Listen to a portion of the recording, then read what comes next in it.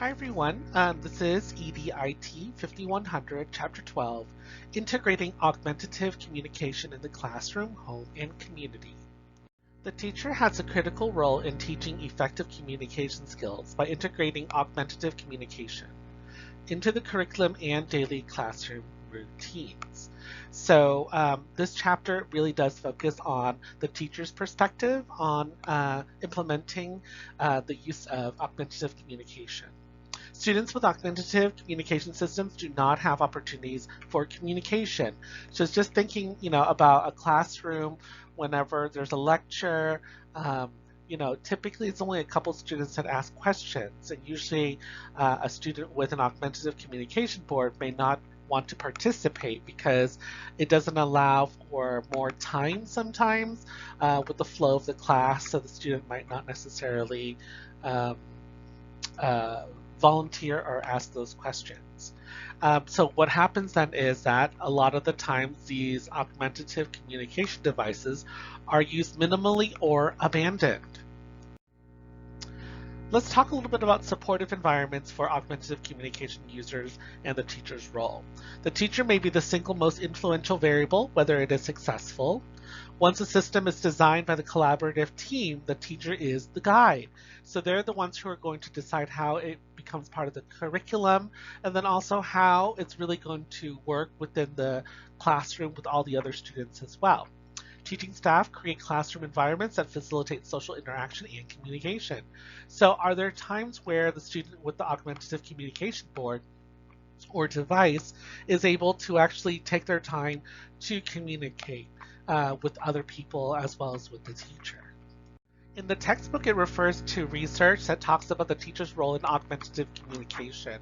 And these are the things that they found were important, and this is what we're going to discuss for the rest of this lecture, which is adapting the curriculum, writing goals and objectives for augmentative communication users, acting as a liaison between the team and the student's parents, providing an ongoing skill development in communication, identifying appropriate vocabulary words, determining students' communication needs, and training others in using the augmentative communication systems. So let's first talk about curriculum issues. Classes use specialized terms and proper nouns means that augmentative communication devices must have those options. So the example the book talks about is the American Revolution as a topic in class. It will require words such as George Washington, Thomas Jefferson, Paul Revere. And usually those are not words that are going to be on a communication device, which means that someone has to add those things in. In this photograph right here that you see accompanying this PowerPoint is a sheet that talks about Snow White and the Seven Dwarfs. So in there you can see the dwarves, Snow White, an apple, a witch. So those are terms that usually are not within their communication board. So we need to now implement those into it when we are deciding what we're going to teach in the class. There's also ongoing skill development and communication. Students must practice their communication skills throughout the day. So again, it's not just once each day or anything, but throughout the entire day. The first thing we'll talk about is the Environmental Communication Teaching, or ECT, which provides partners to prompt communication messages and systemically arranging to expand communication exchanges. So maybe they'll have a partner that they'll be talking to throughout the day so that they're active the entire time and are able to use the opportunity to communicate through their devices when necessary. There's also direct instruction, which is also known as DI. It's a strategy that involves systematically teaching sequence or scripted steps of instruction through modeling and the hierarchy of prompting, with a plan to face any physical coactive prompts for independent use of these devices. So once we have these steps implemented into these devices or these boards, they're not going to require an adult to be around them to remind them what they need to do, because they can actually use this and be independent in this way. So the example that the book talks about is how to turn on an iPad. And I'm sure if you are working with kids right now with autism or people with cognitive disabilities, you might need to have a sequence of scheduling. And that's one of the assignments that we'll be doing in this class. So for example, in this one, it says my bedtime routine in the picture, and it says take a bath, then put on PJs, then brush teeth, then read a book, and then go to bed. There's also the Pivotal Response Training, or PRT. It's based on the principles of applied behavior analysis, or ABA, for the purposes of promoting language development within the context of natural environments. So this is about within the place that the child is, and hoping that they will be able to verbalize in that kind of situation. So motivation and responsiveness to a variety of cues affect behaviors that are central to communication and language development. So these are words that might be very common during this time period that you'll be talking about, and then we're hoping that maybe they will either verbalize it or use the communication device so that they can verbalize it that way. Combining skill development with highly motivating variables such as choice making, taking turns, and other reinforcing events. So because it's in, let's say, a school environment, classrooms, students will take their turn to respond to things and stuff like that. So that would be a much more of an environmental context. The example in the book is to use the Picture Exchange Communication System. It's also known as PECS, and I'm sure you all are familiar with PECS. It's basically a board with Velcro, and you can then remove certain things to form a sentence. So, or it could also be choosing on a Likert scale, like in this example where it says, I feel angry, and then there's options such as not angry at all, starting to get angry, a little angry, angry, very angry, and extremely angry. And then it allows a child to basically respond in the way that they want to, using this Velcro to stick it on to move it wherever they are. And then this will communicate towards the other person that they're trying to talk to what's going on in this moment. But they also have PECS boards that will say something like, and it might be a picture of a person pointing at themselves, and then there might be hands that say want, and then maybe a pizza or an apple or something like that, and then they just put it on a piece of Velcro and it spells out I want pizza or I want an apple, and then that allows them to work within the context of this situation and be able to respond. And then there is this thing called sabotage, which is a strategy to create a need for communication. The example is a teacher might pretend not to see the attendance sheet that is behind them and say, where did I put that attendance sheet? I wonder where it could be. And then this creates an opportunity for students to use their device to say, pick me, let me talk and I will let you know where it is. I do this actually all the time with my students. I'll ask a question about something that I probably already know the answer to, but I'll say, wait, can someone tell me what this means? You know, and then hopefully that will also activate the student to start talking. The importance of monitoring communication development. So again, we are encouraging the students to use it within this curriculum, but we also want to make sure that they're using it and in a productive and progressive way. So the goal is to develop communication competence through participation. Monitoring process must be ongoing from the onset to ensure that progress is made. So again, a baseline recording at the beginning of the semester, see how much you're using it, and then as we go along, we're going to collect data, have a checklist, and then we'll be able to analyze it and then basically do an evaluation. More and more devices have a monitoring component, but observations are still important. Obviously, when a computer has a monitoring, it's more about usage of that, but it might not necessarily be able to tell us what the problem is when it comes to a specific child and their challenges, and how to be able to basically help and resolve it. Also collect information about the responses of staff's use of augmentative communication devices. So it's not just the student that we're focusing on when we're monitoring, we're also monitoring the teachers or the staff that goes along with that child to see whether or not they are also using it and what is the problem if they are not. The importance of selecting appropriate vocabulary. Other infrequent but planned activities such as a prep rally or a field trip should be considered. So again, like we were talking about before with the American Revolution or Snow White, we should also think about the times where we have infrequent activities, but still something that requires participation with the students. So a prep rally, you know, imagine cheering, right? We're going to go, let's go, Golden Eagles, or whatever it is, right? And so we want to put those phrases in there too so that they feel like they can participate within that context of that environment. Um, we can also talk about the fact that students will be going to field trips, and so we want words that they can use that pertain to that specific place that they're visiting. So it could be examples such as phrases like that stinks, or gross, or that's beautiful, or I don't really like that. So again, some of those might be a little bit more common, but we also want to make sure that, let's say if they're visiting, let's say a modern art museum, that the words are going to be about modern art, right? Now let's talk about the using of peers and others as a communication facilitator. So it's not just necessarily the teacher and the student, but now we're talking about their classmates or other people as well to continue to make the communication actually happen. The first one we're talking about is called partner-assisted communication. It's a communication partner assumes some of the burden of messaging. So basically, they're going to have a conversation back and forth, back and forth, back and forth. Collaborate on the construction of the message and the execution of the message. So you might have planned activities that require them to ask each other questions, so it goes back and forth. Deliberate training of peers is important to ensure that they feel competent in communicating with someone who uses augmentative communication devices. So even like right there, it's talking about teaching students who don't have disabilities patience and understanding of differences when it comes to other students who might use an assistive communication device, so that they're not intolerant of certain people or dismissive of certain people with disabilities because, let's say, they're slower in communication.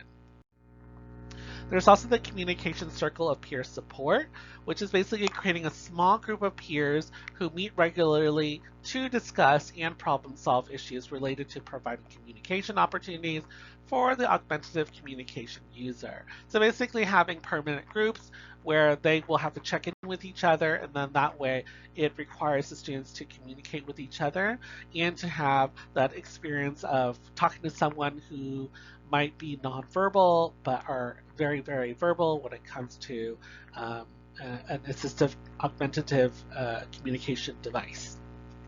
Let's talk about other strategies. One of the things that we need to make sure is that students who use augmentative communication devices must be active participants. So what does that mean? That means that the students should be using it throughout the day, okay? Just presence alone does not qualify as participation, although sometimes we feel like it is, right? But the students who are there, they must also use their devices to communicate to really give them credit for that. Teachers need to model effective ways to invite them into conversation. So that means that the teacher has to create ideas or ways where they will incorporate the student. So it might be something like popcorning it, which is basically, calling one person and then asking them to call the other person until everyone in class has been chosen. Okay. There's also software programs where if you type in all the students' names, it's kind of like a wheel of names, and then basically the thing will kind of spin, and then it'll choose a specific student's name and then have them participate. So that way there's a higher percentage of students who are going to participate in the class. Now let's talk about the need for teacher training. Teacher is often unfamiliar with the augmentative communication system or has little technical support for troubleshooting. So again, this is one reason why you're taking this class, right? Is that you're going to test some of this stuff out. One of the things that is important that I had you guys do was download an app called Lexicon, which is an augmentative communication software that you can actually do on your phone. If we were in class, we would probably have had a device that you guys could play with where you can program things into the device so that it's specialized, such as when we're talking about the American Revolution or Snow White or at a museum. It's actually not very hard, but it does take time to add those things in there because you're talking about finding a photograph or an image, an illustration, and then also deciding what the word is, and then also recording it, and then putting in a specific order that might be thoughtful for the student so that they can create sentences. Let's talk a little bit about infusing communication development within the IEP. So if you do work with IEPs, these are some examples that you can refer to when it comes to this IEP process. The first page or this slide is all about sample IEP goals of communication. So we might say something like, the student will increase their spontaneous use of appropriate communication with familiar partners for at least 3 communicative purposes, such as initiating, rejecting, and commenting. The student will increase their use of appropriate communication with unfamiliar partners within the community. The student will independently navigate the augmentative communication device without assistance or prompts. The student will independently change their augmentative communication device overlay to increase available vocabulary and complexity of expression. And then the student will communicate more complex messages by selecting a 3-icon sequence. So again, you can see how these are goals to increase their ability to communicate, right? Here, we're going to talk about sample IEP goals to support instruction and academics. So these are examples that you might experience when you are working on an IEP. Parker will use his augmentative communication device to make a brief presentation to the class about the history of the global race to space. So right there, you know that the student probably will need to know how to create their own charts, basically, with specific words so that they can actually do this presentation. Barbara will participate in social studies class through a specifically designed overlay that is developed for her augmentative communication device for each unit. She is expected to volunteer answers to at least 2 questions per lesson. So right there, you're creating specific expectations from the student, and you will call upon that student for each of those sections at least twice. Another example is Jackie will participate in a cross-content unit of study, such as a class play about the state of New Jersey by using pre-constructed messages on her augmentative communication device. So this is all about specific topics and then how we can intersect them all together. And the last section would be about sample IEP goals to support social interaction. And again, this is a really important part, right? Students need to be able to have friends their age. They shouldn't all have just adult friends who are basically helping them. So here's an example. David will use his augmentative communication device to engage in 3 to 4 conversational turn takings with other students in 4 out of 5 opportunities to do so.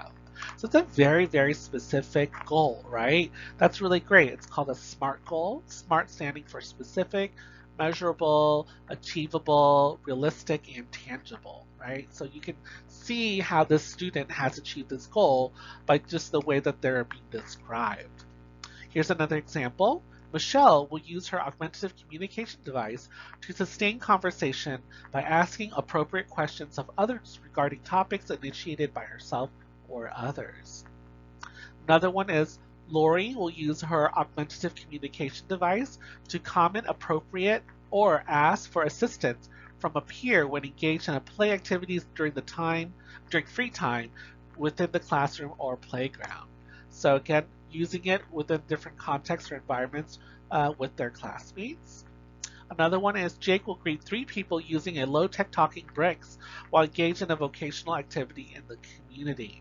So again, using the communication device within the community, but it might not necessarily be a computer or an iPad or a tablet, but maybe just a sheet that says something, a chart that they can point to.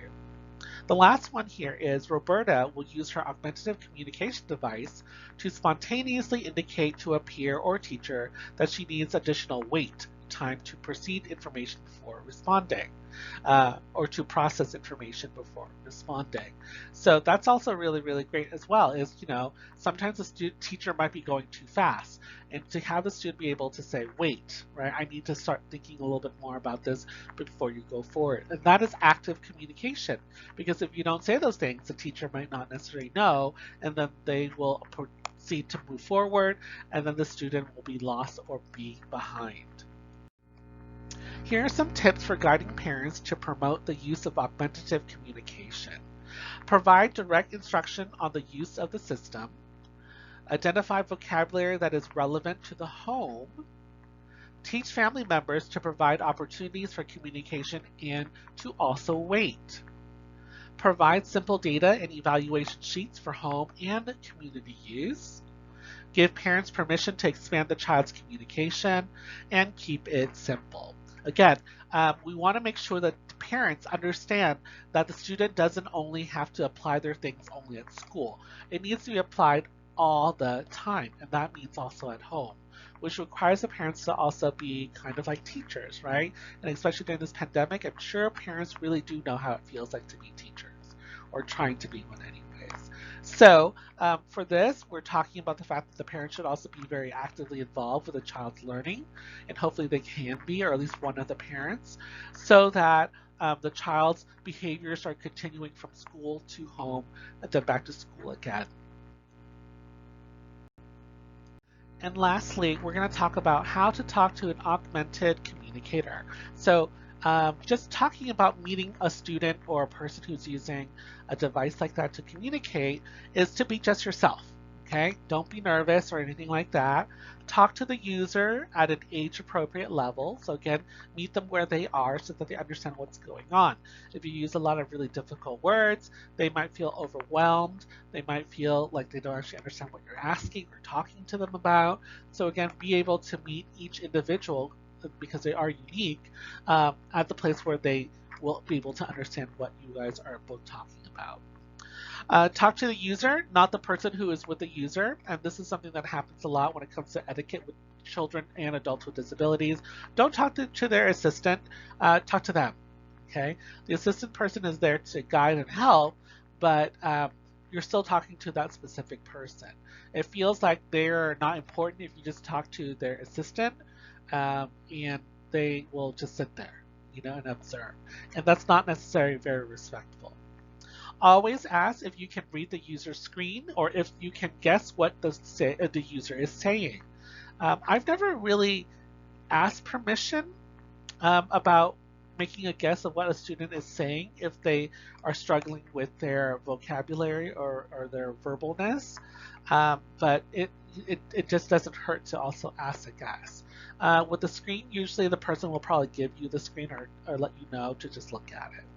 And if you are having a regular conversation, try not to praise the user. So this is called sensationalism. And basically, just because they're able to use a communication device to talk to you doesn't mean that they're amazing or out of the world, out of this world, or extraordinary or anything like that. They're just communicating through a different device, right? Only give applause to things that deserve an applause.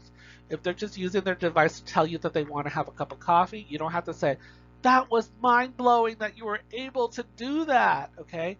Because that's kind of being annoying and patronizing towards a person and their disability.